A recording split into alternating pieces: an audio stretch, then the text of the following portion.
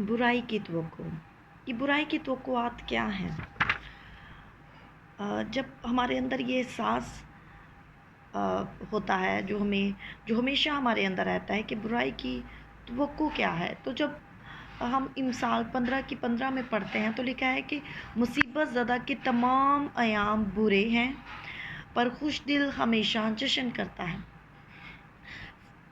इसका मतलब कि फ़िक्रमंदी के ख़यालात और बुराई की तवक्को की वजह से हैं।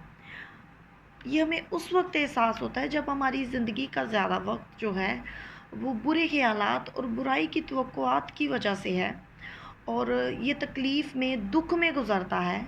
ठीक है, हम बहुत से मुश्किल हालात में से गुज़रते हैं, लेकिन जब हम मुश्किल हालात में से नहीं भी गुज़र रहे होते तो उस वक्त भी बहुत से लोग दुख और तकलीफ़ में होते हैं।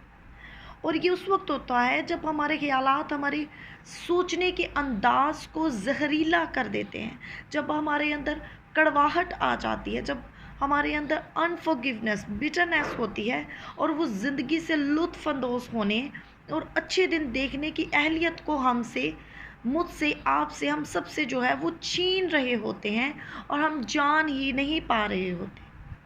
अब क्या है कि पहला पत्रस 3 की 10 में हमें बताता है कि अपनी ज़ुबान को बदी से बाज रख। चुनाचे जो कोई ज़िंदगी से खुश होना और अच्छे दिन देखना चाहे, ज़ाहिर है कि चाहे वो अपनी ज़ुबान को बदी से और होंठों को मकर की बात से, मतलब धोखाबाजी से, दगाबाजी से कहने से बाज रखे।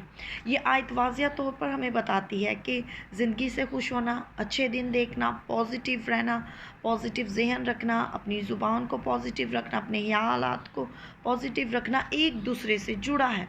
जो कुछ दिल में होता है, ज़हन में होता है, वो ज़ुबान पर आता है। और इससे कतई नज़र कि आप कितने मनफ़ी हैं, कितने टाइम से आप नेगेटिव हैं, मैं जानती हूँ कि खुदा ने मुझे चेंज किया है। खुदा ने बहुत से लोगों को तब्दील किया है। मैं तब्दील हुई हूँ, लोग तब्दील हुए हैं, आप भी तब्दील हो सकते हैं।